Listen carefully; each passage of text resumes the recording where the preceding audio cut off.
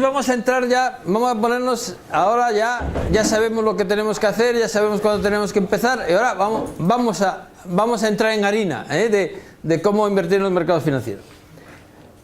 Características comunes de todos los mercados y de todos los activos. La primera, la fluctuación. La segunda, la incertidumbre. Todos los productos financieros fluctúan de valor y no se sabe y nunca es posible asegurar en qué dirección van a ir.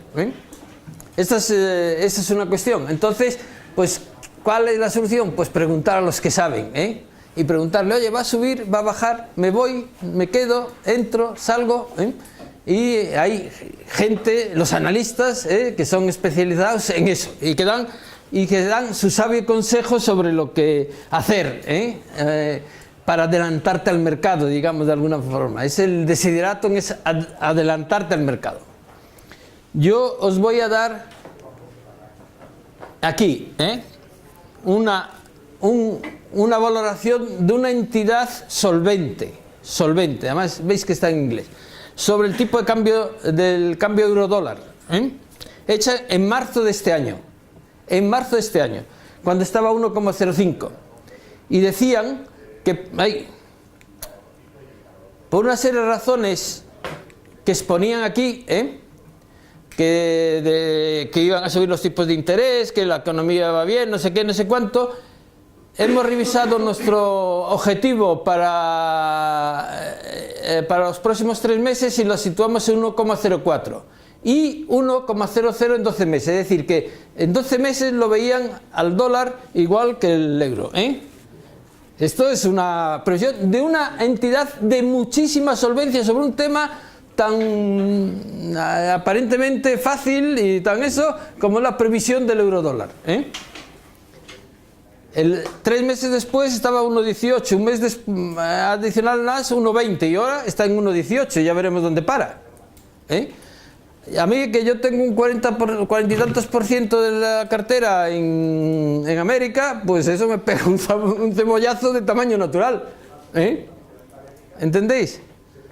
Ahora, es inevitable tener parte de la cartera en América. España no es la referencia y Europa tampoco. El mundo es un mundo globalizado y por lo tanto pues no queda más remedio que tenerlo así. Podrías cubrirlo, pero el coste de cubrir es un coste muy importante y entonces, salvo en la renta fija, donde puede ser que sea interesante cubrir para reducir la volatilidad, no para mejorar la rentabilidad, sino para que la cartera no te dé unos saltos que te pueda conmocionar. Ahora, siendo verdad eso, las cosas no son igual en el corto plazo que en el largo plazo. Esa es la diferencia, esto es lo más esencial de todo.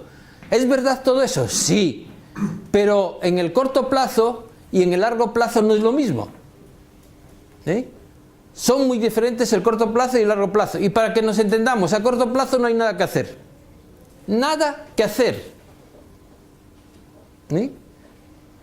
Salvo que haya gente que haya desarrollado un expertise especial,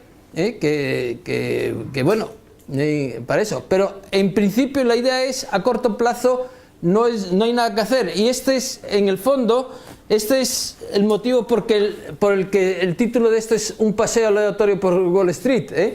Esto significa que los mercados varían y que es imposible predecir la dirección en la que van a variar. Podrás acertar una vez, pero acertar consistentemente es imposible. Y además no está al alcance de un inversor individual, bajo ningún concepto. Y si tú lo pretendes hacer, estás compitiendo con unos tipos que son profesionales de esto, que tienen una cantidad de recursos, aquí te espero, y que dedican 15 horas al día a esto. Y tú no puedes competir con ellos. Por lo tanto, esto es una cuestión absolutamente fundamental. Las acciones fluctúan. No sé por qué. Las acciones fluctúan. A ver qué pasa. No sé por qué. Aquí tenéis la Apple. En junio, 16 de junio de 2016. ¿Sabéis por qué Apple se cayó aquí en junio del 2016, ¿qué pasó alrededor del 20 de junio del 2016? El Brexit, el Brexit, Pero fijaros, en 3 meses, lo que pasó, se ha revalorizado un 30%. Dice, coño, qué oportunidad de ganar dinero, ¿no? O sea, tú lo compras aquí y lo vendes allá arriba y, oye, fenomenal, Pero claro, es que eso no se puede hacer, Eso en el gráfico es muy claro, Pero cuando estás en tiempo real no hay puñetera manera. En tiempo real lo que estás aquí es probablemente afligido y compungido porque se te ha pegado un batacazo. Aquí te esperes, va a estar con el ánimo para ir para allá arriba. Y luego, en cuestión de un mes y pico, se cayó un 12%. Fijaros las oscilaciones tan brutales que eso tiene. Y claro, si estás con la acción, pues hombre, cuando subes te entra una alegría que te espera, pero cuando se pega un leñazo de un 12 o un 15%, pues hombre, esas cosas es así. Los mercados también fluctúan. Este es el gráfico del S&P500. Como sabéis, el S&P500 es el indicador de los más relevantes del mercado americano. Básicamente hay 3, hay otros que son a lo mejor más relevantes pero menos conocidos. Los conocidos son el Dow Jones, el S&P500 y el Nasdaq, Pero el S&P500 es la gran referencia. Hombre, no está mal, Aquí estaba en 2000 me parece, y aquí subió a 2200, en el intervalo de 5 o 6 meses, subió un 10%.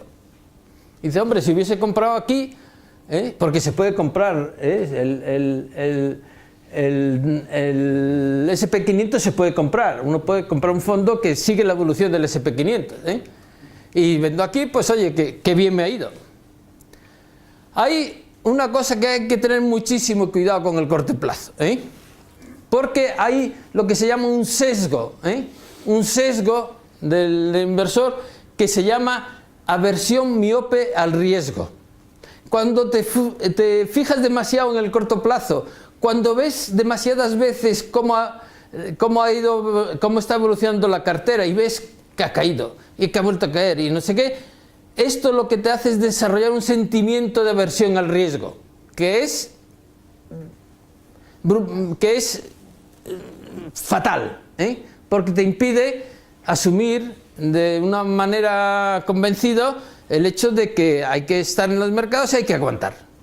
Tú cuando lo ves esto dices, hostia, una, otra, y la mujer por detrás diciendo que no sé qué, y los periódicos publicando que no sé cuánto, y la televisión que tal, que esto es un pánico, que no sé, a ver quién aguanta cuando estás sometido a tantísimas presiones. Centrarse en los peligros a corto plazo, ignorando los riesgos mucho más serios de largo plazo, eso es aversión miope al riesgo. ¿Cuál es el riesgo de largo plazo? El no cumplir tu objetivo. Porque tú estás ahí en los mercados para tener dinero cuando te jubiles.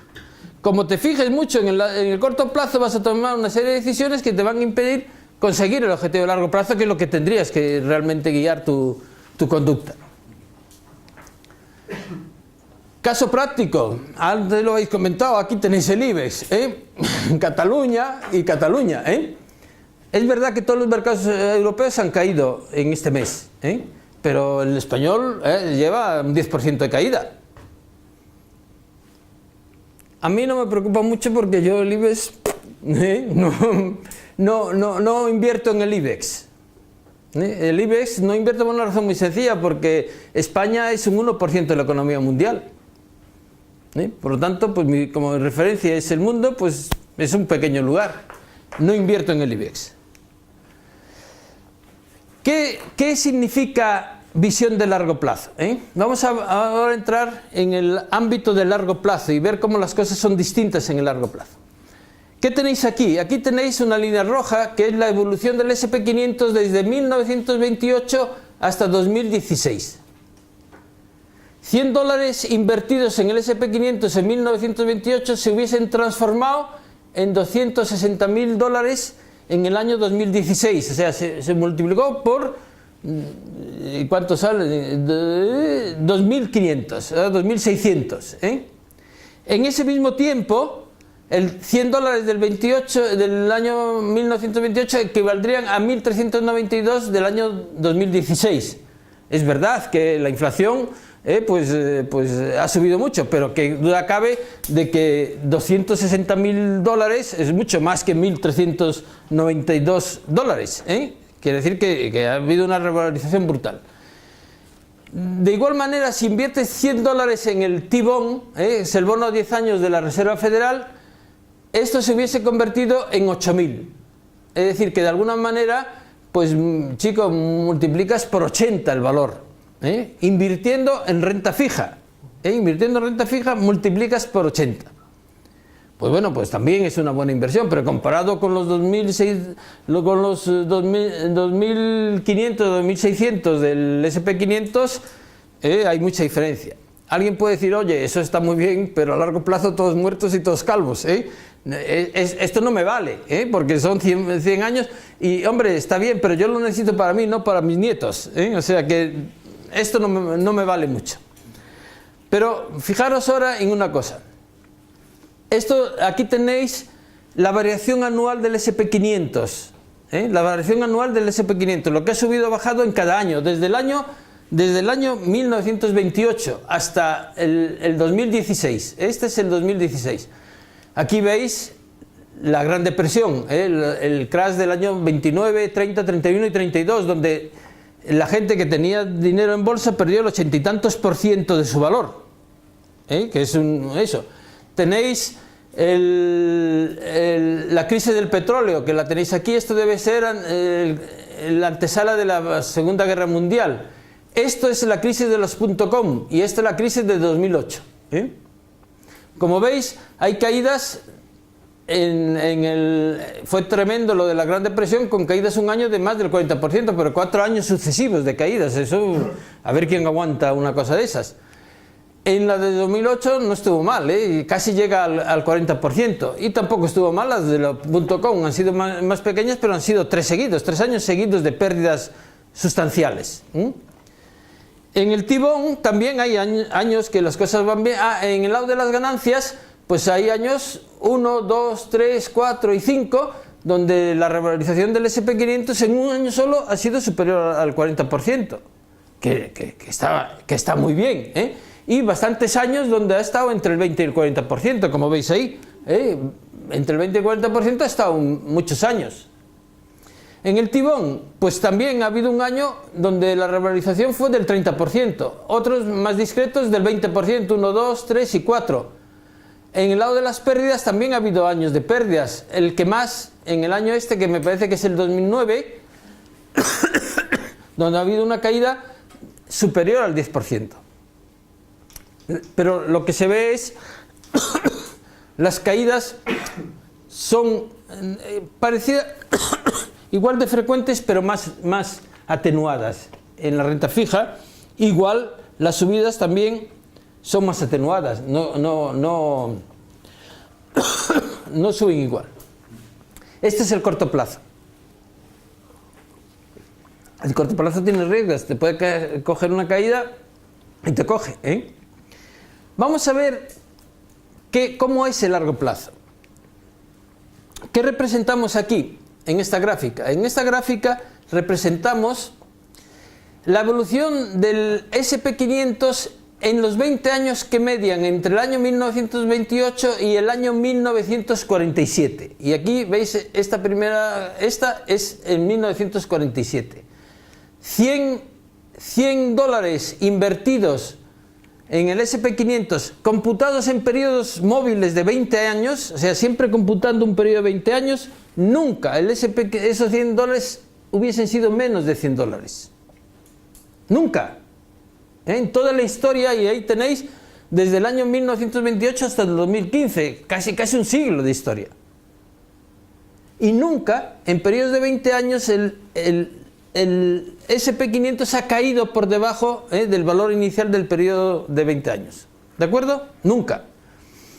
Con rendimientos a veces espectaculares. Aquí tenéis $100 se han convertido en 2.000, casi 2.500. En 20 años se han multiplicado por 25 tu capital. Como tengas te coja una época de esas, pues ya no tienes que echas el cierre y ya tienes dinero para gastar todo lo que quieras. Pero qué duda cabe de que, primero, puedes garantizar la preservación del capital porque efectivamente en 70 y tantos, 80 periodos que hay ahí nunca has perdido dinero, pero no puedes garantizar lo que obtienes, no sabes lo que obtienes, depende de cómo el mercado se haya comportado. ¿Qué tenemos aquí? Aquí lo que tenemos es como habría evolucionado una mezcla de 50% de T-bond, o sea, de renta fija, y 50% de renta variable, del SP500. Y fijaros que con solamente 10 años, ya no hay ningún periodo de 10 años donde la mezcla de 50% de renta variable y 50% de renta fija haya valido menos de $100. No hay ningún periodo de 10 años, es decir, ¿qué consigo con esto? Cuando yo mezclo renta fija y renta variable, reduzco el periodo de tiempo que yo necesito para asegurar el principal. ¿De acuerdo? ¿Por qué? Porque la renta variable me proporciona rendimiento y la renta fija me proporciona protección. ¿Por qué es eso? Pues porque la renta fija varía menos que la renta variable y sobre todo también porque la renta fija está descorrelacionada respecto a la renta variable. Aquí tenéis representado la variación de la renta fija y de la renta variable cada año. Ahí cada punto representa cuánto ha variado la renta fija, el T-bond, y cuánto ha variado la renta variable. Y veis que es una nube de humo, una nube de puntos sin ninguna tendencia. El coeficiente de correlación es menos 0,025. Y sabéis que el coeficiente de correlación puede ir desde menos 1, que es absolutamente descorrelacionado, hasta más 1, que es totalmente correlacionado. En este caso es 0, no existe correlación o correlación ligeramente negativa, y entonces la diversificación proviene ¿de qué? De tener distintos productos que no estén absolutamente correlacionados. Es decir, hay que tener distintos productos y hay que tratar de que tengan coeficientes de correlación bajos, lo cual no es fácil, porque la renta variable y la renta fija en Estados Unidos podría tener este tipo de descorrelación, pero hoy en día no, tiene 0,5, 0,40, 0, es que los mercados se han puesto un poco todos en sintonía. Y la renta fija en estos momentos pues tiene un enorme riesgo de que está muy cara, está enormemente cara. Estamos en la situación absurda de que porque te presten dinero te tienen que dar dinero, o sea que esto ya es el colmo, ¿no? El rendimiento del Bund alemán pues está en negativo, pues es una situación absolutamente extraordinaria y que no sabemos por dónde va a tirar. ¿Qué tenemos representado aquí? Lo que hemos hecho es coger a 20 años la rentabilidad del SP500, la rentabilidad a 20 años del SP500. Aquí veis que ha llegado momentos en que la rentabilidad anual en periodos de 20 años, en un periodo de 20 años ha sido del 17%. El promedio es del 10,63%. Por eso yo os decía que más del 10% es imposible obtener, o sea, el 10% es prácticamente imposible de obtener si luego lo restan las comisiones, porque el promedio ha sido el 10,63%, pero dije, no es imposible. ¿Por qué? Porque aquí ha habido periodos del 16% de rendimiento. Cuando tú buscas la rentabilidad a 20 años de lo que es el T-bond, la mezcla de T-bond de 50% de renta fija y 50% de renta variable, lo que obtienes es esta negra, que veis que no oscila tanto como el azul, es un poco más estable, pero también más baja, es 8,59 frente a 10,63, pero está dentro del intervalo que hemos estado manejando de valores, ¿de acuerdo? Esta es una cuestión absolutamente clave, es así, la evidencia histórica es esa, la evidencia empírica, que si queréis, es esa. Por lo tanto, cuando yo contemplo las cosas a largo plazo, ya esto del riesgo ya es muy matizable. ¿Estamos de acuerdo? Porque estamos hablando de periodos donde nunca el SP500 ha perdido dinero y con periodos mucho más cortos la mezcla de SP500 y de renta fija pues tampoco ha perdido dinero. El resumen de toda esta historia, ¿cuál es? El resumen de toda esta historia es que el rendimiento de una cartera depende del periodo de la inversión que tú tienes. Nosotros hemos estado manejando las cifras de 25 y 30 años. Si tienes un horizonte más bajo, tendrás que replanteártelo un poco.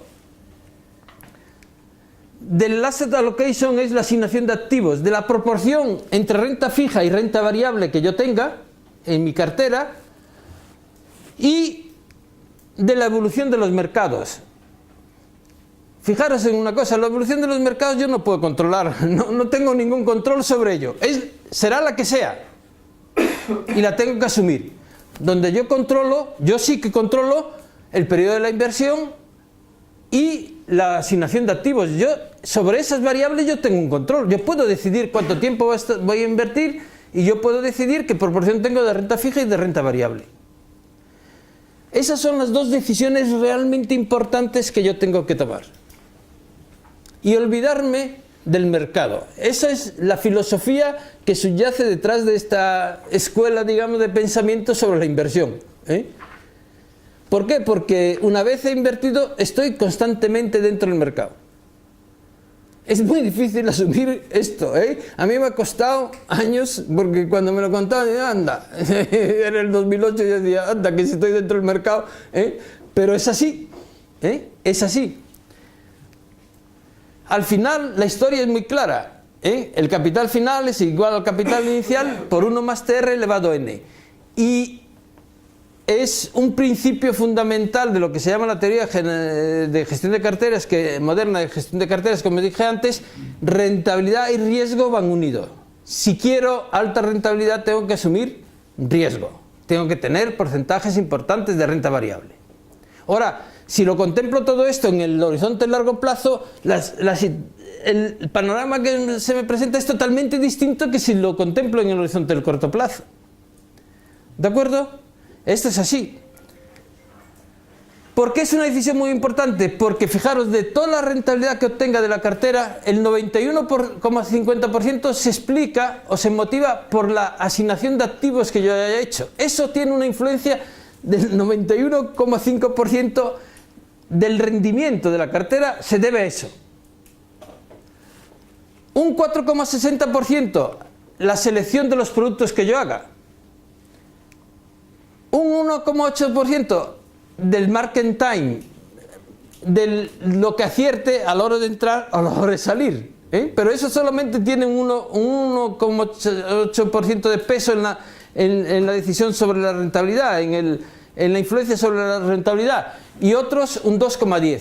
Por tanto, la decisión realmente importante es la asignación de activos que yo tengo y el plazo. Y eso es una decisión que depende de mí nada más. Olvídate del resto y céntrate todos tus esfuerzos en hacer esa decisión. Para eso hay que saber, porque hay que saber, básicamente porque tienes que conocer las razones que te mueven a tomar una determinada decisión, que pueden ser la necesidad de dinero que tengas y la capacidad que tengas para soportar los vaivenes del mercado. Pero esa es tu decisión clave. En estos temas de pensiones, ¿por dónde nos movemos?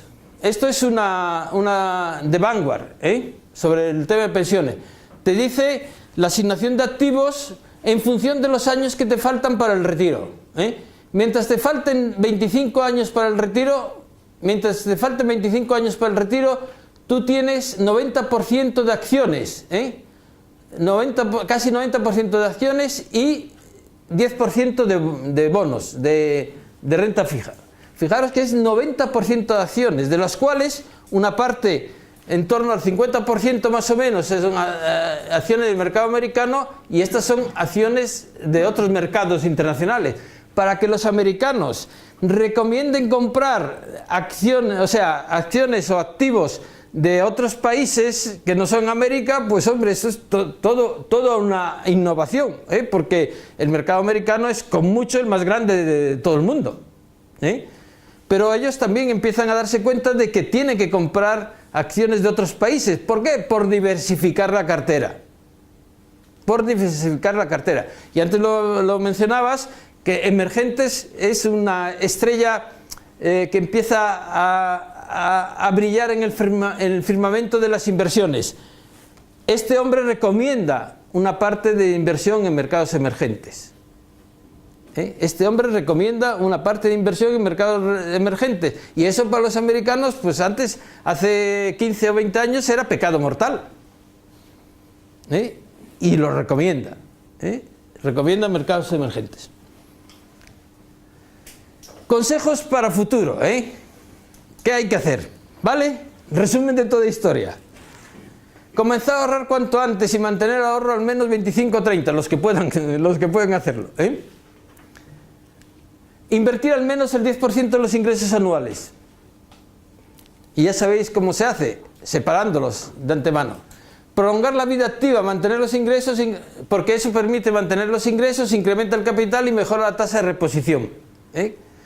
Eso incrementa los ingresos porque el N está en el exponente, como decíamos antes, y puedo asumir mayores riesgos. Quizás así se podría incrementar la tasa de retirada al 5% anual y se reduce el patrimonio necesario. Si hago todo eso, ya hemos visto en aquel ejemplo que tuvimos, que en vez de necesitar 800, pues con 600 me puedo conformar. Carteras con alta proporción de renta variable. Yo diría que en el entorno del 80%. Con idea de tener ¿qué retornos? En torno al 9% neto. 9% netos podría ser un objetivo deseable. Yo creo que, si tengo que ser sincero, de lo que he ido leyendo, yo creo que los mercados en adelante no van a dar tanta leche como han dado anteriormente. O sea que entonces, a lo mejor eso es esperar demasiado. A lo mejor es esperar demasiado. En cualquier caso, carteras con bajas comisiones, menor del 1% anual, que no son posibles, yo he visto que no son posibles con los planes de pensiones actuales, pero tengo que deciros que sí ya son posibles tener carteras con el 1% en planes de pensiones. Sí es posible ya, ya es posible. La otra cuestión, hay un sexto consejo, que hay que seguir en el tajo gestionando la cartera una vez te has jubilado. O sea, una vez te has jubilado no te has retirado. Tienes que seguir gestionando la cartera, tienes que seguir sacando rendimiento, pero bueno, como ya estás entrenado, pues es seguir haciéndolo. Este es un estudio de Javier Estrada, que es un profesor del IES. Fijaros, dice en su carta de los accionistas de 2013, Warren Buffett indica en su testamento que el patrimonio de su mujer se invierte un 90% en un fondo referenciado al S&P 500 y un 10% en bonos de tesoro a corto plazo. ¿Qué cartera más sencilla? Un fondo que siga el S&P 500 y el resto letras del tesoro. Una cartera más sencilla. Y entonces, este hombre, tomando como referencia el 4% del rescate, que ya os hemos explicado cómo funciona, dice: voy a ver cómo se comportarían estas carteras con diferente proporción de renta fija y renta variable de renta fija. Aquí es todo renta variable y aquí aquí va aumentando en este sentido la proporción de renta fija. Aquí es 30% renta fija y 30% de variable y 70% fijo. Él encuentra que la única combinación donde no te quedas sin dinero, es decir, donde no sobrevives a tu cartera, es esta composición de 60% de renta variable y 40% de renta fija. Benjamin Graham dice, cuando le hablan de qué proporción de renta variable y qué proporción de renta fija, él da un consejo y dice: no menos de 25% de renta variable y no más de un 75% de renta variable. Dice, si usted no tiene claro cuál es la proporción, una solución ecléctica, 50% y 50%. Entonces, yo tengo, mi perfil de cartera es 60-40, pero me ha costado, Dios y ayuda, asumir 60-40. Me ha costado, Dios y ayuda, asumir lo del 60-40, no os creáis. ¿Por qué? Porque mi visión del tema del riesgo estaba muy sesgada con la historia del corto plazo. Hasta que no empecé a ver estas gráficas de 20 años, no sé qué, no sé cuánto, pues no, caí que la visión desde la perspectiva del corto plazo y de la perspectiva del largo plazo del riesgo no es la misma. ¿Entendéis? Entonces, esto es fundamental en todo este tipo de gestión. Perdón, cuando hablamos del 60 puede ser en acciones, en fondos o en planes. Yo no invierto en acciones. Yo no me considero incompetente para invertir en acciones. Eso hay que analizarlo, no sé qué, no sé cuánto. No invierto en acciones, solamente compro bonos, fondos. Bien sean fondos de inversión o bien sea ETFs, que son lo mismo que los fondos, pero que cotizan en bolsa. Y ahí están las acciones y ahí están los bonos. Pero no, tengo a un residuo que ya lo voy a sacar de encima, algunas de Telefónica, de épocas inmemoriales, que por pereza y por no sé qué, algo del Banco de Santander, un poquito de Resol, pero porque viene de históricos y me da pereza, pero ya le he dicho que me lo quite del medio, que voy a hacer otro. Toda mi inversión está en fondos o en ETFs. Fijaros que es una cosa importante. Esto se puede hacer ahora, pero hace 20 años era casi imposible hacerlo así. No era posible porque no existían los productos financieros para hacerlo de esa manera. Entonces, sí. ¿Cuál es la diferencia entre un fondo y un ETF? El fondo tiene acciones, pero se compra y se vende de una forma distinta como se compra y se vende el ETF.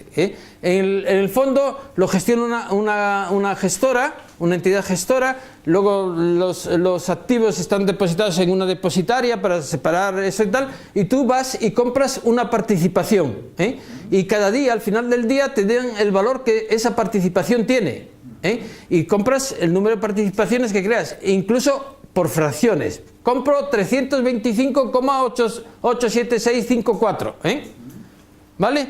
Entonces, tú tienes esa participación y cuando lo vendes, pues vendes eso, multiplicas el número de participaciones por el valor liquidativo que tiene en ese momento y es lo que vale el fondo. Cuando tú compras un ETF también es un fondo de acciones o de bonos, pero tú vas a la bolsa, no a la bolsa española, bueno, en la bolsa española se venden algunos, pero muy pocos, normalmente a la de Ámsterdam, o a la de París, o a la de Londres, que no hay que viajar allí, desde la página web, y entonces tú ves la cotización que tiene en ese momento el ETF.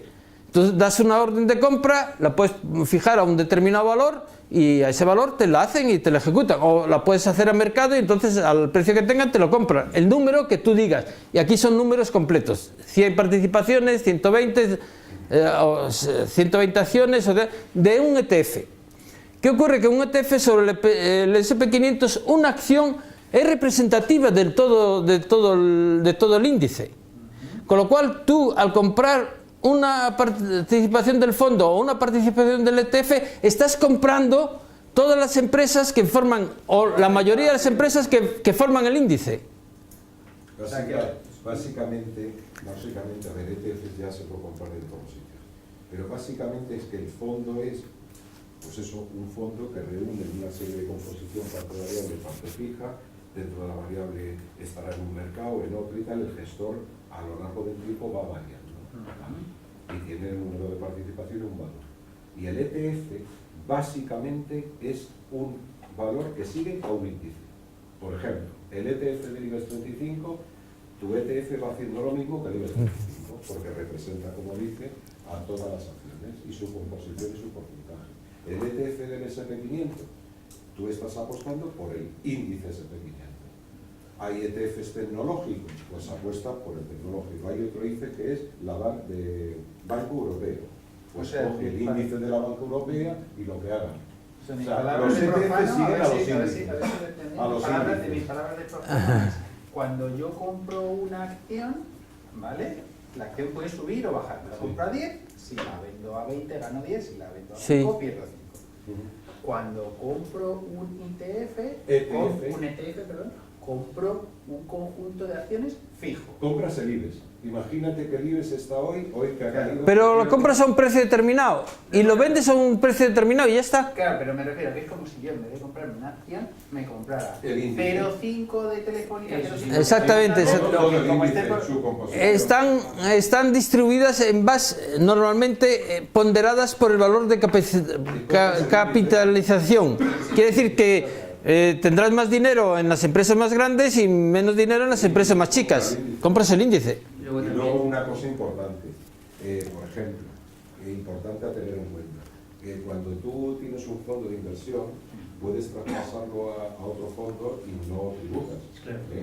En los ETFs tributan, porque son como acciones. Sin embargo, cambia la regulación y a partir de febrero, hablan de marzo, febrero, ya se va a poder traspasar de un ETF a otro ETF sin pagar la plusvalía o la minusvalía correspondiente. No, entre fondos sí se puede hacer ahora no se puede hacer entre ETFs, pero a partir de febrero o marzo sí se podría hacer un ETF. Es decir, imagínate que tú compras un ETF del SP5 y por lo que sea... Una acción, cuando dice acción, una acción de ese.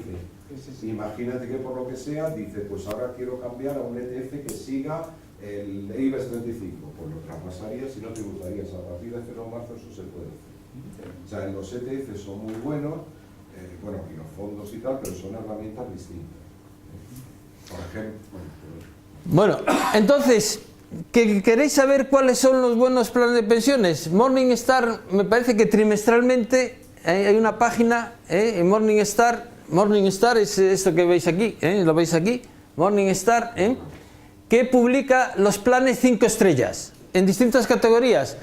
Los mixtos moderados, o sea, renta fija mixta con mayor proporción de renta fija, mixtos agresivos, fondos mixtos de renta fija y renta variable con mayor proporción de renta variable y de renta variable. Entonces, pues bueno, puede ser una indicación, pero ojo con las indicaciones, ojo, y ahora os explico por qué ojo. Aquí tenéis los planes 5 estrellas de renta variable, que son los que antes hemos visto. ¿Qué ocurre? Que Morningstar los clasifica en función de su rentabilidad media a 3 años, porque es un valor muy de referencia para los fondos y para todos, la rentabilidad media a 3 años. Fijaros que todos tienen una rentabilidad media a 3 años importante, pero cuando vais para aquí, los pocos fondos que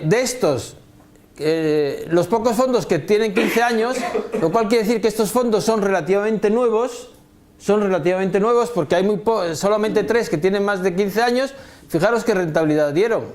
A 10 años tampoco es para tirar cohetes, Entonces hay que tener cuidado cuando uno elige, porque bueno, está en fondo de estrella a 3 años, pero ¿qué ha pasado en 10 años? Entonces hay que buscar un poco las rentabilidades de largo plazo, pero el problema que tenéis es que los fondos que os pueden ser útiles porque tienen un porcentaje de riesgo adecuado al objetivo que tenéis son relativamente nuevos, por lo tanto no tienen mucha historia. Hay cosas que no podéis hacer, porque os lo decía antes, por ejemplo, a ver, aquí no está, Futuro España Global, Futuro España, no coger, por ejemplo, no sé si hay aquí,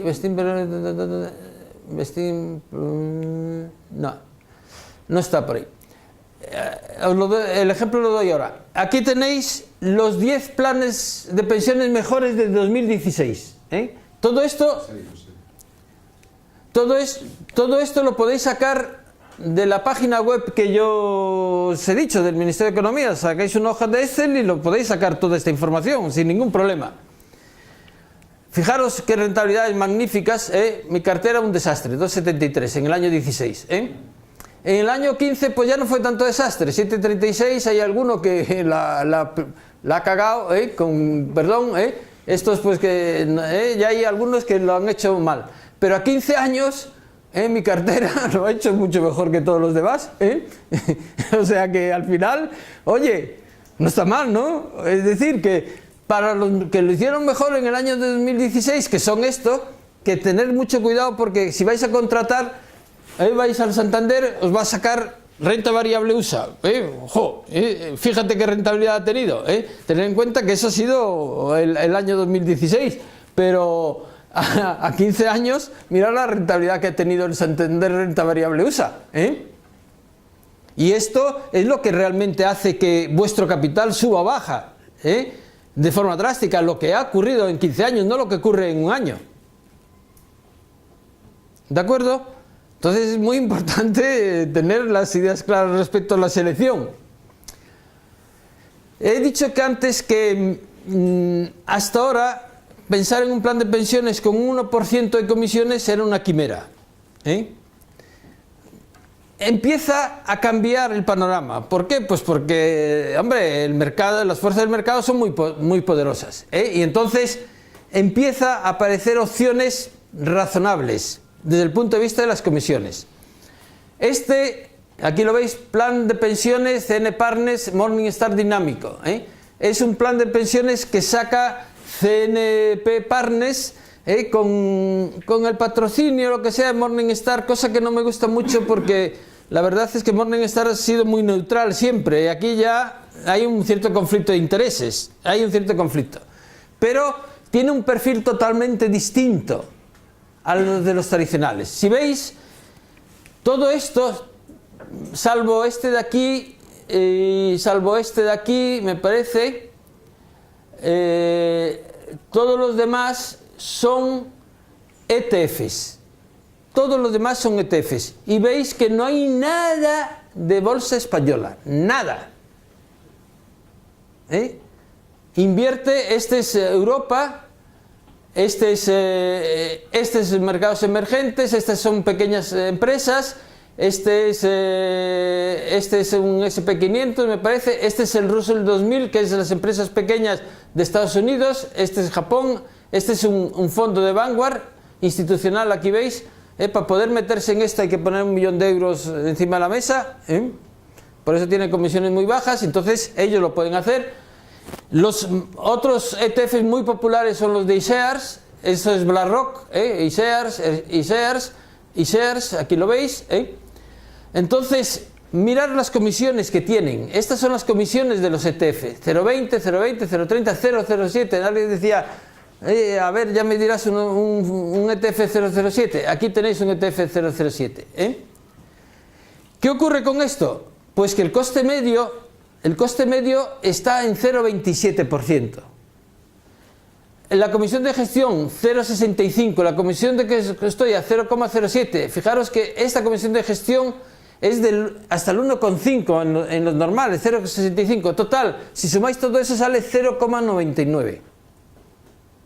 Perdón, 0,099. Prácticamente 1%.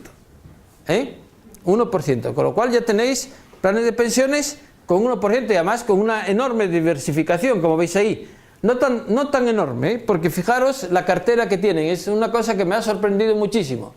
Renta fija tiene 25%, tiene casi toda concentrada su renta fija en emergentes. Eso es una apuesta muy fuerte, que como no le salga bien, menuda leche. Esa apuesta por la de debajo está perdiendo dinero. Ya, efectivamente, el problema, hombre, los emergentes tienen una cosa, hombre, los asiáticos están poco endeudados, no tiene nada que ver la deuda de los emergentes con la que tienen los países desarrollados. Entonces, pues bueno, puede ser, pero esto es un poco indicador de que efectivamente, como comentabas, ¿tu nombre es? Carlos, hay que meter algo de dinero en emergentes, aunque sea Brasil, aunque sea Turquía y aunque sea... le da uno un poco de pánico, pero chico, no queda más remedio. No todos los emergentes, que dentro de emergentes hay mucho. Pero de todas maneras, tú compras un fondo emergente y normalmente eso responde a un índice determinado, con una determinada composición.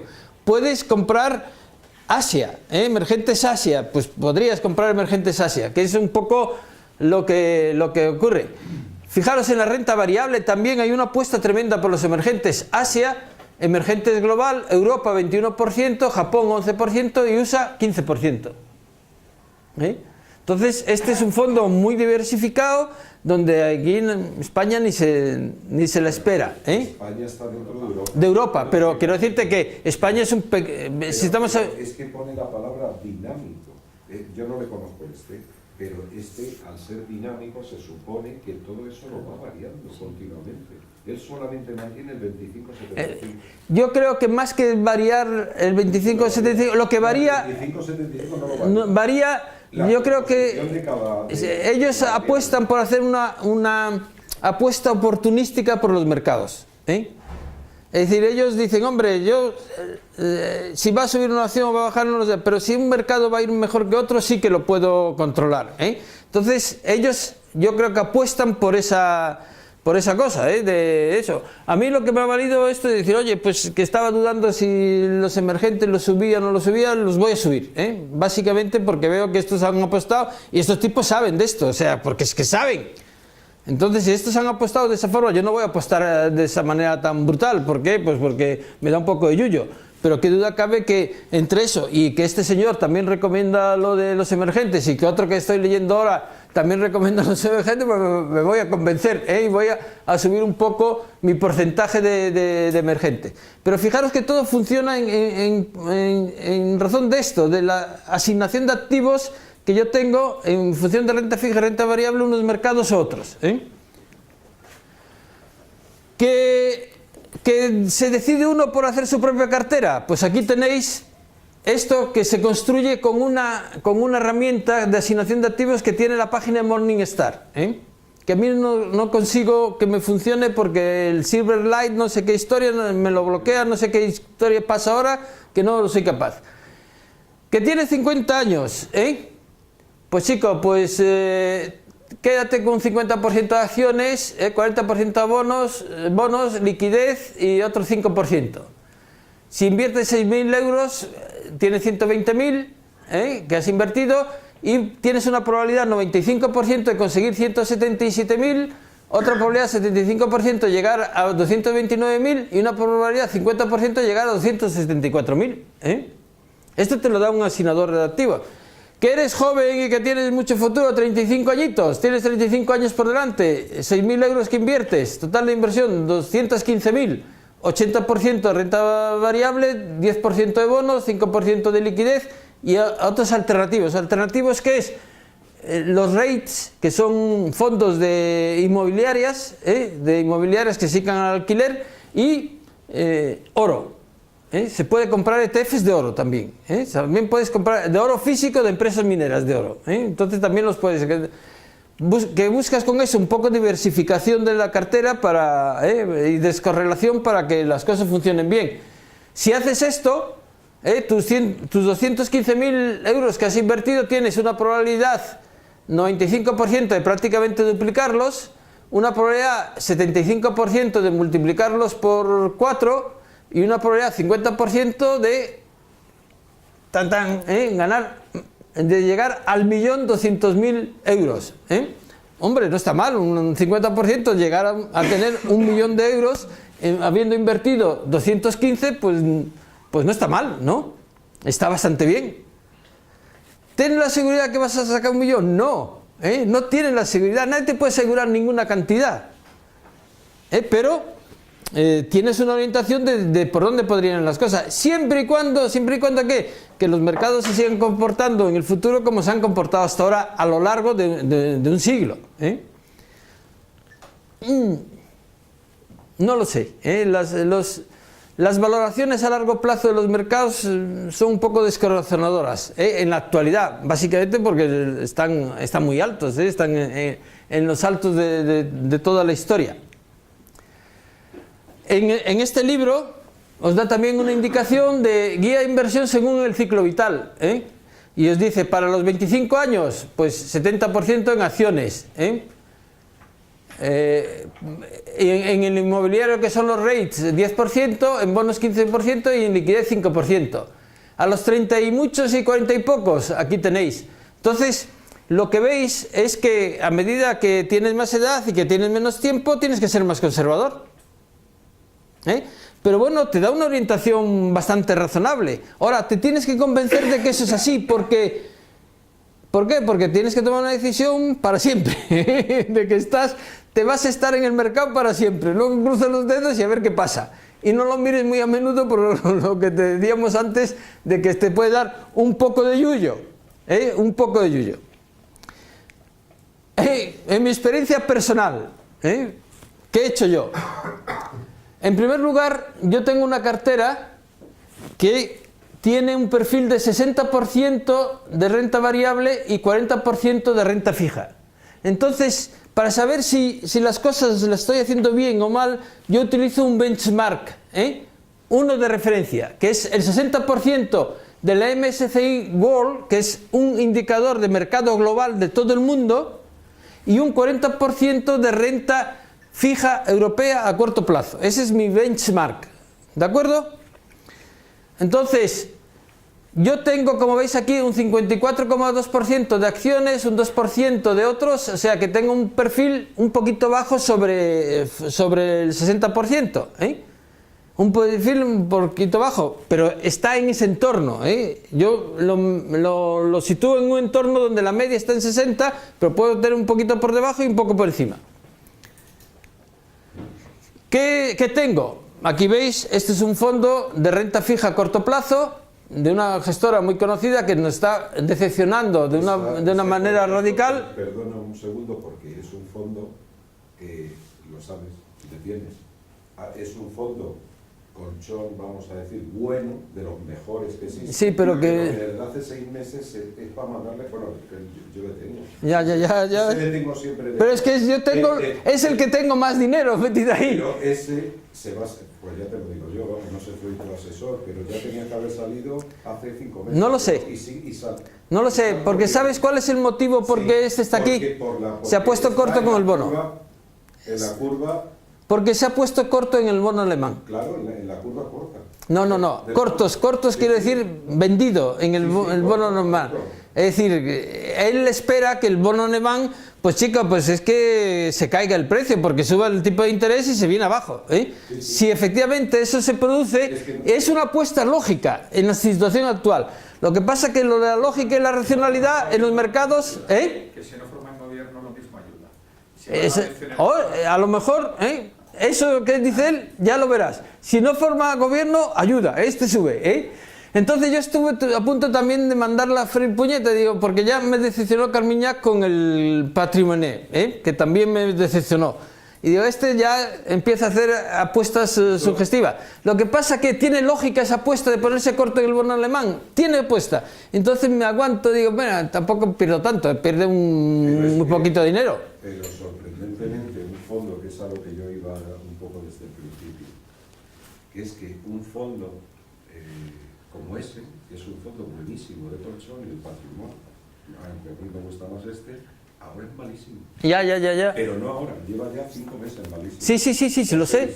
Si yo está el moño de él. Y de hecho es que gente como yo, al final, pues, que digo como yo, porque bueno, yo tengo mi propia experiencia, ahora muchos años también, pues al final le cuesta a uno como a usted, y cuando ya alguno de los que conoce, que lleva toda la vida, de los que no, a ver, esto es como todo, no es lo mismo participar que comprometer. Sí. Eso es, lo sabes, ¿no? La diferencia.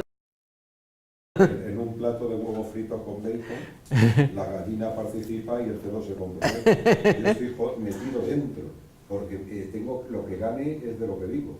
Entonces, aún así se enamora de algo que ha ido muy bien durante tiempo, y es un error. Porque si lo hace mal hay que salir corriendo.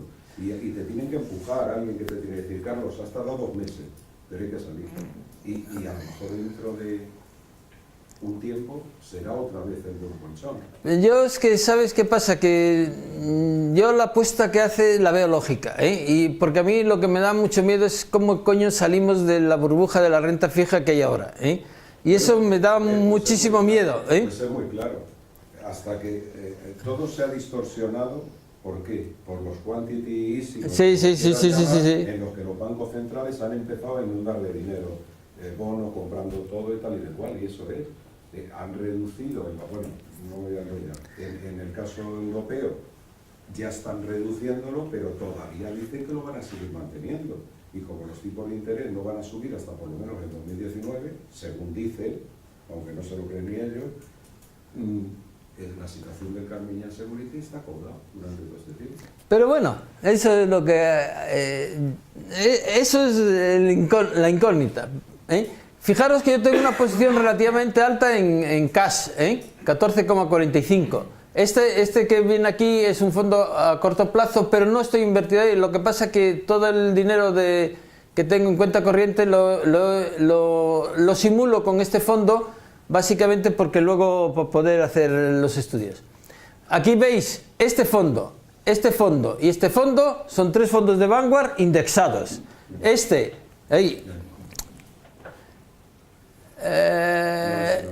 No, este no es. Este sobre el Eurostock 50, este sobre el de un fondo global, y este es sobre el SP500. Una duda tonta. Hemos dicho que, vale, yo gano X, para seguir ganando tengo que ahorrar X y todo esto. ¿Cuándo sacas el dinero? O sea, está claro que dices, yo tengo 30, 40 años y me tiro 30 años haciendo esto, bla, bla, bla, y llega a los 70, Pues, me jubilo y han dicho, y hay que seguir gestionando la carta. Claro. Entonces, ¿cuánto saco? ¿Cuándo? 4% cada año. 4% ajustado a la inflación. Es decir, A partir de la jubilación. a partir de la jubilación, claro. De ahí es donde vas a sacar la pasta para poder vivir, ¿eh? Luego, este Pickett es otro fondo mierda. Este Pickett es otro fondo sobre el SP500. Este es otro fondo Euroland. Este es Europa sin Reino Unido, porque me dio yuyo lo del Reino Unido en eso. Y este es un Pickett sobre emergentes. Es decir, que tenéis 1, 2, 3, 4, 5 y 6 que son fondos índices. Fondos que siguen el mercado. Y básicamente yo tengo un coste de cartera 1,22, que no es lo deseable. Yo quiero bajarlo por debajo de 1, pero no es fácil porque tengo otras limitaciones de otro tipo. Pero es que, mira, perdón una cosa, esos costes de comisiones, para que la gente lo sepa, es decir, si esos fondos, que particularmente a mí hay 3 que me encantan, pero bueno, eso es otra opinión, esos fondos, si uno va al Banco Santander, al BBV, a la Caixa, etcétera, etcétera, no son fondos de ellos, son de otras gestoras, una de JP Morgan, el otro. ¿Qué significa eso? Que si no lo tienen en su fondo, si los tienen, lo tienen en una cosa que ellos llaman estructura, que son unos fondos que no son de ellos, pero que gestionan ellos y que te van cobrando comisiones. Si entras por ahí, no te sale tan barato porque no te hacen las retrocesiones de las comisiones que ellos ganan. Por lo tanto, si entras por ahí, esas comisiones no las tienen, y encima, en algunos te obligan a poner 20.000 euros para entrar por 30.000 o 40.000 o 50.000. Dicho de otra manera, que si tú quieres tener esos fondos con esas comisiones, no vas a tener más remedio que ir a donde está él, o donde estoy, perdón, donde está usted, perdón. Bueno, no puedes permitir. Donde estoy yo, que son gestoras independientes, o ir a JP Morgan, o a Inversis, o al otro y tal, donde tienen, no sé estos, tienen todo, prácticamente todos los fondos del mercado. Pero eso es así. Sí. Vas a las tiendas de Santander, BBV y tal y de cual, o Bankia, olvidaros. Eso es complicado. Me han dicho que BNP Paribas tiene una arquitectura mucho más abierta, Renta 4 tiene mucho más abierta la arquitectura, e Inversis también. Cada vez las abren más. Pregunta va por ahí. Sí. Sugerencia. ¿Apretamos a nuestro banco a que se abran rápido o nos buscamos una... Todo esto va a cambiar. Esto va a cambiar porque la MiFID II entra en vigor el 1 de enero y ya todo esto va a cambiar. Y te enteres perfectamente de las comisiones para tontos, o te costará un poco, pero lo vas a entender, al final siempre vas a poder comparar con otros. Con lo cual te hace el camino más fácil de tomar decisiones. Ellos, si no tienes poder de negociación, ellos te van a intentar colocar los suyos. Que te cobran un 1,5%, un 2%, cuando otros te cobran un 1%. Algo de poder de negociación se tiene, porque llegas, coges el dinero y te lo llevas. No, te lo llevas. Pero sí. Que me lo llevo, o sea, llego tal, que me lo llevo. Sí. Y me voy. Y te da igual. Si me dices que tienes 10 millones de euros, sí, ya se lo piensa. Todavía no. Con menos de 3, depende. A partir de 3 se lo piensan. Pero por una cosa de esto que ellos tienen embarcado, ellos tienen lo que tienen. No te pueden hacer nada, te podrán hacer un regalo, te podrán ayudarte en otros, pero no en los fondos. Hay entidades que tienen lo que se llama una arquitectura mucho más abierta que otros. Los grandes, BBVA y Santander y Bank y todo lo demás, tienen todos muy cerrados y muy complicado, ¿eh? Es complicado. Otra cartera, mira. Una pregunta. Otra, espera un momento. A ver, venga. Entonces, digamos, la solución es ir a una gestora independiente. No, la gestora independiente, no. La gestora independiente, sí, mira un momento. La gestora independiente te facilita que vayas a un sitio donde te dan un trato un poco diferenciado, ¿eh? Por ejemplo, con los que yo estoy, pues si yo he estado con Profin, estoy yo. Me han llevado. Profin cobra el 4%. A mí no. A mí no. No. No, porque no hace tiempo y entonces le mantienen el Claro, contrato. claro. Pero si una persona va. No, mira, cobra el mira, 0,5. 0,5 es el estándar que tiene ahora.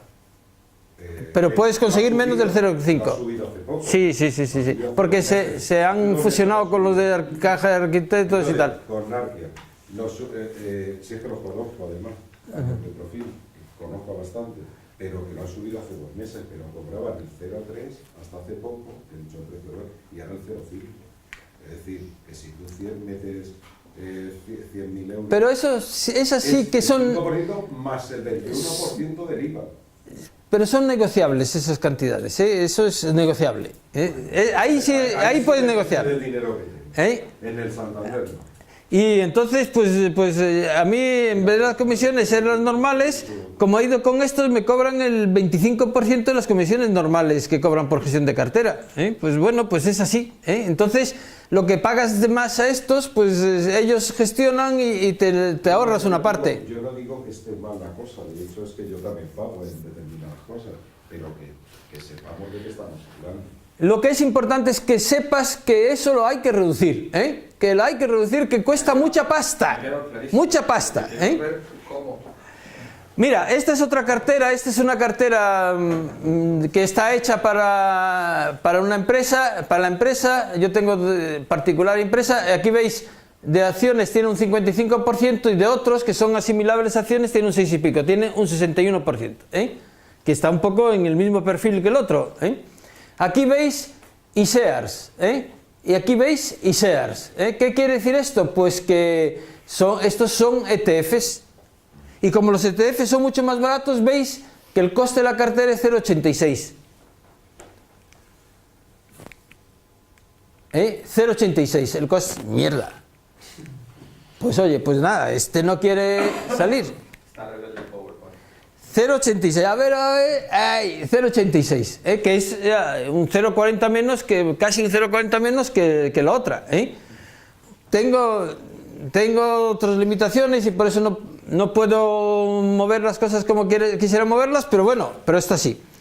Ahora, otra cosa interesante, la cartera, la primera de ellas, tiene un 37% en Estados Unidos, ¿eh? Un 10% en Reino Unido, 9% en Alemania, tal, y España, que tengo mucho, 4,93. En Suiza 3,90, en China 3,64, en India 3,40, en Holanda 2,96, en Italia 2,65. Como veis, España es una pequeña fracción de la cartera. Yo tengo la cartera diversificada en todo el mundo y no tengo que irme a todo el mundo. Desde aquí la puedo diversificar. Y esto es una cosa que hay que meterse en la cabeza. El mercado es el mundo. Y esa es la referencia. Veis aquí las rentabilidades, a un mes, a 3 meses, tal, a 3 años, 7,92. Por eso yo os decía, hombre, si hiciesen las cosas bien, yo podría tener un 7%. Esta cartera, en 3 años, ha rendido un 7,92. Y es un 1,86% más que el benchmark. Es decir, que lo está haciendo mejor que el benchmark. La otra cartera, que tiene una composición totalmente distinta, porque los productos no son los mismos, tiene una estructura por países parecida a la de este de aquí, con más peso en Estados Unidos.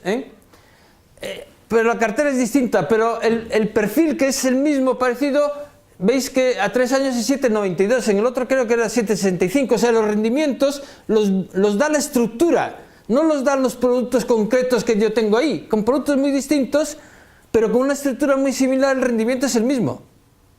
estructura que te refieres? Parte de renta fija y parte de renta variable, y más o menos algo parecido, sin necesidad de ser exacto, por países. Y esa es la estructura de la cartera, la distribución global de los activos que tiene la cartera. Y eso pues proporciona unos rendimientos, sí. Y los productos que hay metidos, los 10 productos que tienen cada cartera, ¿eso lo va variando cada tiempo o eso se queda fijo? Eso no, es que hay algunos que llevan 5 o 6 años en la cartera, o 7 años. Hay otros que los he cambiado algunos bastante recientemente porque he ido a un movimiento de bajar comisiones. Y entonces todos los fondos de gestión activa que tenían muchas comisiones muy altas, los he cambiado por fondos de gestión pasiva, que son mucho más baratos. Entonces ahí le he dado una vuelta a la cartera importante, que me ha costado un tiempo consolidarlo, pero si no, no muevo nada. Me puede pasar 6 meses, 7 meses sin mover nada. Y si muevo son pequeñas cosas. Por ejemplo, voy a vender probablemente todas las acciones de España y con ese dinero voy a coger y voy a comprar un ETF sobre emergentes. Eso es lo que voy a hacer de aquí a final de año, no voy a hacer otra cosa. Sí. Tengo una doble pregunta que hacer y es la siguiente.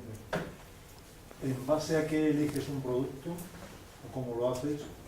Eso ya es para un curso especial. Es que eso es que tiene su... Esa, en mi opinión, es la mamá del cordero. No, la madre del cordero es qué porcentaje tienes de renta variable y de renta fija. La segunda pregunta era en base a qué eliges el porcentaje de cada uno de esas líneas, ¿no? Es decir, cuánto en Estados Unidos, cuánto aquí, cuánto allí. Básicamente lo que la historia de esto es, tú tienes el core de la cartera, el corazón de la cartera, y el corazón de la cartera es un fondo de renta variable mundial. Que los hay, que es un indicador. Ese es el centro de la cartera. Y luego le vas poniendo satélites, pues compro un poco de Estados Unidos, adicional, si estoy bajo en Estados Unidos, que no necesitas comprar Estados Unidos porque el mundial tiene un defecto para nosotros, y es que el porcentaje de Estados Unidos pesa como un 60%, y entonces pues vas a estar muy invertido en dólar. ¿Qué quiere decir eso? Que compro uno de Europa. Y puedo comprar uno que sigue el Eurostock, y puedo comprar a lo mejor uno más pequeñito de Europa, pero de empresas pequeñas. Small, Y luego pues compro algo sobre China, y luego compro, o sea, vas un poco haciendo esas cosas. Entonces, lo que es importante es ir viendo cómo se consolida la cartera. Y esto, por ejemplo, esto es un informe que me hace el asesor. Utiliza una herramienta de Morningstar, que me parece que ya sé más o menos cuál es, pero él me lo hace. Entonces yo, con estos datos sí que soy capaz de saber si la cartera va bien o no. ¿Entiendes? Entonces, pues hombre, entre unas cosas y otras, el asesor sí que te puede ayudar en esos primeros pasos que tienes que dar. Tú tienes que tener la concepción estratégica de la cartera en la cabeza. Todas estas cosas que hablamos. Y luego el asesor es el que te ayuda en esa línea, pero tú tienes que condicionarlo un poco que vaya por ahí, porque si no te van a meter fondos de renta mixta, flexibles, no sé qué, no sé cuánto. ¿Por qué? Porque él confía en que toda esta historia de que alguien pueda anticipar los mercados sea verdad. Y yo creo que no. Entonces, la otra, como veis, pues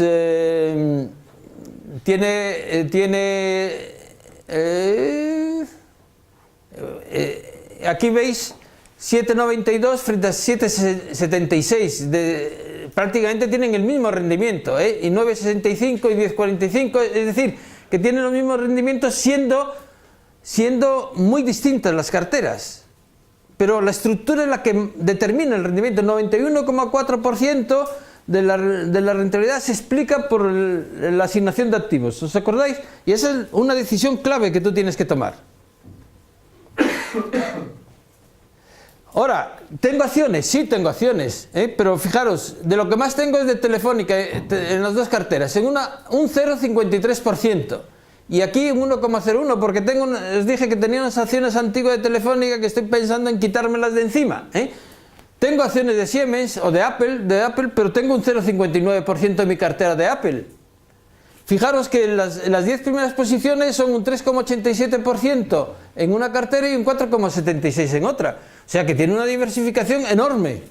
¿Estas son acciones individuales o basadas en los fondos? No, basadas en los fondos. O sea, yo tengo la información de los fondos. No, es imposible. ¿Cómo que es imposible? En los fondos americanos probablemente. En los fondos con esas composiciones, acciones de Google, de Alphabet, de Microsoft, de Apple, seguro que hay... Esa es la estructura, eso es lo que sale del informe. No, eso sale informe. Es que a ver, cuando él sacó la anterior, ¿puede poner un segundo? Ahí está. A ver, uno tiene que saber, por intentar decirlo de otra manera, uno tiene que saber en su cabeza, si con su edad, su riesgo y tal y cual, decir, bueno, pues mi proporción 60 variable 40 es correcta, es una buena empieza. A partir de eso, tienes que ir llenando el quesito con qué vas a meter en el circo y qué variable.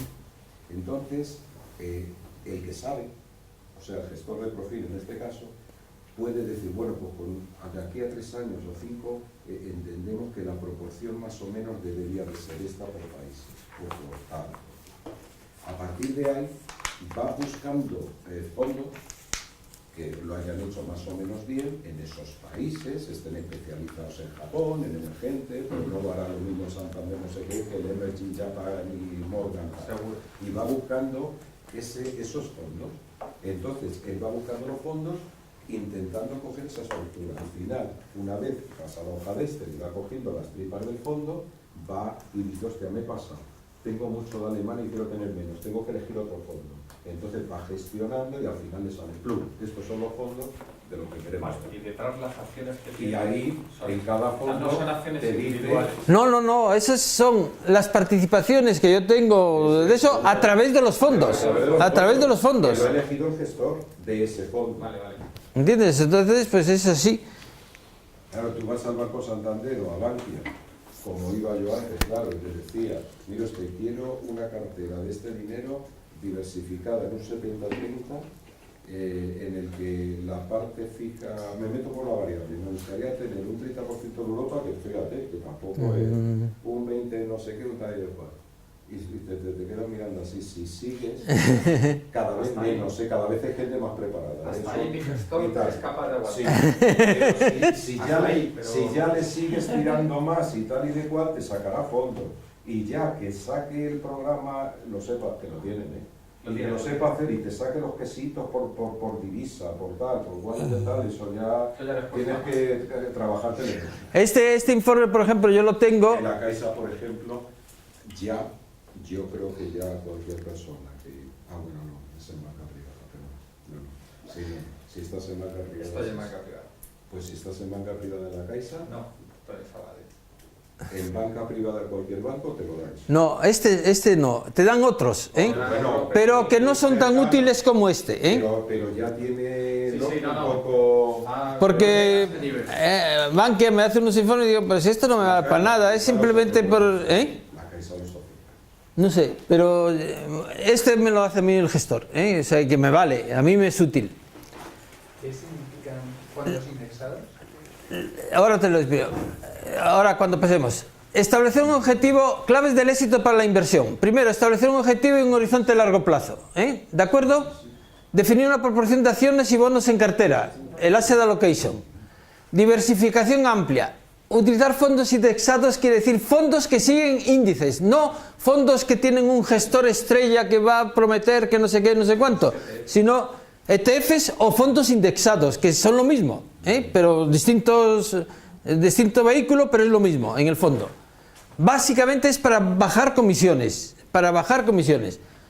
Reequilibrar anualmente, es decir, anualmente, o sea, lo más que tienes que revisar la cartera es una vez al trimestre. Y si ves que el mercado ha evolucionado de una forma tal que ha alterado la estructura de la cartera sobre la que tú te habías propuesto, pues intentar reequilibrarla. Si ha subido mucho la renta variable, vendes parte de la renta variable y lo pasas a renta fija.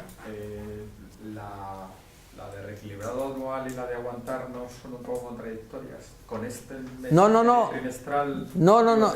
Veo cómo va trimestralmente, me acongojo porque... No me acongojo, no. Veo... Y digo, estoy 70-30 y me muevo a 60-40 porque... No, yo tengo mi perfil. Si la cartera se va de mi perfil, lo que tengo es que restaurar el perfil. Vale. Eso es el reequilibrado. No es por otra cosa, es porque la cartera se me ha ido del perfil que yo tenía y lo tengo que llevar al perfil que quiero. Tengo un fondo variable y resulta que ha crecido mucho y de pronto tengo demasiada inversión en variable, entonces paso a renta fija. Vendo parte del variable y lo paso a fija. Eso es así. Con lo cual, eso tiene una ventaja. Si me ha subido mucho la variable es porque ha ido muy bien la renta variable. Si vendo a precios altos. Sí. ¿Entiendes? O sea que va bien. Y luego, ya sabéis, aguantar. Esto hay que aguantar. Esto ya es un proyecto personal. Voy a intentar desarrollar todo esto ya como mucho más en profundidad, y hablar, porque claro, en 3 horas no se puede salir de esto, un curso, 3 horitas sobre finanzas personales, que es más o menos lo que estamos haciendo ahora, otro sobre enfoques, sesgos, errores y experiencias, porque el mayor enemigo del inversor, y eso lo dicen todos los libros, eres tú mismo. Si tú eres el inversor, tú eres tu mayor enemigo y tienes que saber controlarte, porque la acabas cagando, con perdón, porque te equivocas. Cómo hacer la asignación de activos en una cartera, los tipos de activos que solamente vas a manejar fondos y ETFs, olvídate de estructurados, olvídate de tal, nada complicado. Lo más sencillo que vale. Criterios para elegir los fondos y ETFs, y luego uno un poco especulativo, porque no queda... Bueno, ¿y el futuro qué? ¿En el futuro qué? Pues el futuro va chungo, según parece puede ir un poco chungo. Las valoraciones a largo plazo en los mercados no son muy favorables. Pero sí que también nos vamos a meter con lo que se llaman factores de inversión, que si las empresas pequeñas, que si las empresas de valor, que si no sé qué, o sea, un poco toda esa historia, los Smart Beta, que es lo último en términos en los temas de ETFs, y entonces de esto yo tengo una versión beta, que bueno, ya hablaremos si la ponemos en marcha. Esto ya para meterse a fondo con esta historia. Y termino ya. Este señor es el autor de este libro, y me parece muy bueno lo que dice. Como resumen, muchas personas opinan que el inversor particular tiene hoy en día muy pocas posibilidades comparado con los expertos de Wall Street. Pelearte con los expertos de Wall Street parece que no tienes nada que hacer. Tiene mucho más conocimiento y más tiempo y más recursos que tú. Pero él te dice, esto parece sugerir que ya no existe lugar para el inversor individual en el mercado de hoy en día. Nada más lejos de la realidad, dice él. Usted lo puede hacer también como los expertos, y es posible que incluso mejor, porque tú no tienes las mismas limitaciones y las mismas restricciones y los mismos condicionantes que tienen ellos. Tienes mucho más libertad, te puedes permitir algunas licencias que ellos a lo mejor no se pueden permitir, porque ellos tienen que demostrar que hacen bien las cosas y que son rentables. Tú no, tú tienes que... Y luego... Esto, que es un folletito de la SEC, pero la SEC es como la CNMV, pero en serio, porque es la americana, y lo podéis bajar de internet sin ningún problema, y me parece que da un mensaje muy interesante. Dice, una de las cosas más importantes que necesitar en la vida es conocer la forma de asegurar su bienestar financiero. No necesitas ser un genio para hacer esto, una cosa importante, no es necesario ser un genio para hacer esto. Lo único que necesitas es aprender lo básico, elaborar un plan y estar listo a ceñirse a él. No importa la cantidad de dinero que tenga, lo importante es que se eduque sobre sus oportunidades. Hay que educarse, hay que formarse. Esto es muy importante. Nadie puede garantizar que usted ganará dinero con las inversiones que hace. Ya lo hemos dicho, no hay garantía. ¿Entiende? Pero si tiene la información sobre ahorro e inversión y la sigue con un plan inteligente, con los años podrá obtener una seguridad financiera y disfrutar de los beneficios de administrar su dinero. Es decir, que perfectamente factible para un inversor individual hacerlo razonablemente bien, con alguna ayuda, con formación y con estas cosas, pero claro, adoptando una trayectoria que es muy rompedora respecto a lo usual en el ámbito de las finanzas. Ahí todo esto quiere decir que no tienes que hacer nada de trading, que esto del análisis técnico y del análisis fundamental, olvídate de ello, y esto vas al fundamento, a lo que es.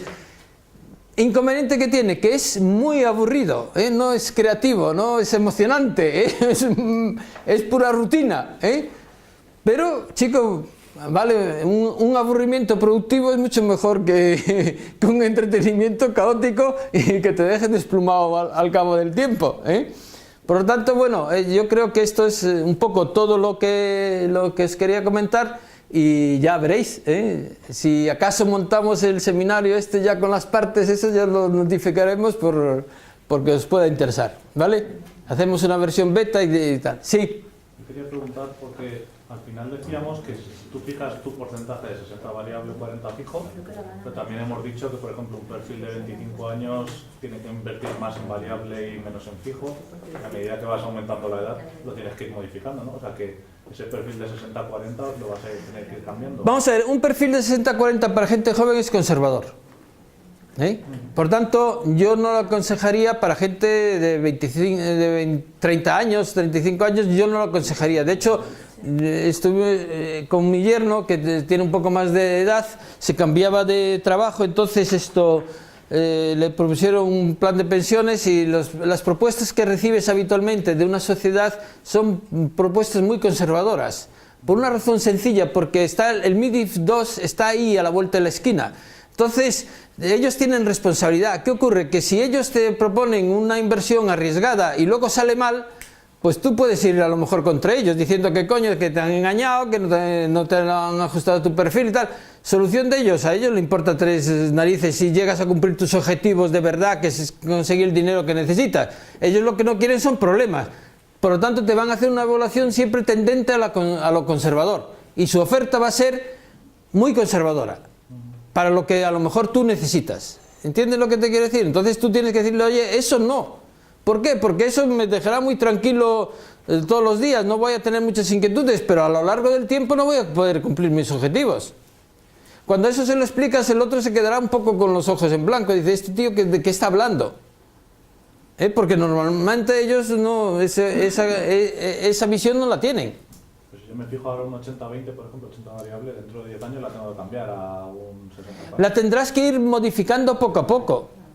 Pero eso la tienes que reajustar, en definitiva, es que es verdad, tus necesidades son distintas, y tus expectativas son diferentes, entonces esto está al servicio de tus necesidades y de tus expectativas, no estás tú pegado a eso por esa necesidad, pero son cambios que un cambio de asignación a lo mejor lo tienes que hacer cada 10 años. O sea que tampoco es una cosa tan importante, y cambios en la cartera, yo os digo, con revisar una vez al trimestre la cartera ya es más que suficiente, y a lo mejor hacer un par de cambios limitados en un año. Eso es todo lo que tienes que hacer. Sí. Yo realmente tengo muy poco conocimiento sobre finanzas. ¿Ese libro está adaptado para gente que acaba de empezar o me recomendarías algún? Este libro, hasta uno de filosofía y letras se lo puede leer. ¿Vale? No tiene ni una puñetera fórmula, me parece que no tiene ninguna fórmula. Hombre, los conceptos a veces se te enrevesan un poco, pero lo lees 3 veces y acabas aclarándote. Está muy bien escrito, es ameno, claro, o sea que yo creo que es si hay un libro de referencia, es este. Estoy leyendo otro libro de otro tío que también es muy bueno, y dice que si lees este libro y el de Bogle, sabes más que el 90% de los asesores financieros que hay en el mercado. Eso es lo que dice. Dice del libro dice eso. A mí me parece que es muy bueno, y además está actualizado. Está actualizado, la versión americana, que luego está traducida al español, es de 2014, es de ahora mismo, ¿entiendes? Habla de las .com y habla del zapatazo del 2008, y está contemplado ahí. Entonces me parece francamente muy bueno. Yo antes estaba más por el de Benjamin Graham, pero ahora si tengo que recomendar uno, es este sin duda alguna. Vale, el Corte Inglés no sé si lo tiene agotado, pero si no por Amazon lo consigues con muchísimas... 26.60 no. 26.60 no. Sí. O sea que... que acabas de comprar, qué bueno. ¿Alguna cuestión más? Bueno, pues oye, nos hemos pasado un pelín, pero bueno, yo creo que está bien. ¿Qué os ha parecido? Pues nada, Es el destilado después de muchos años de batacazo. No os olvidéis de poner la marca.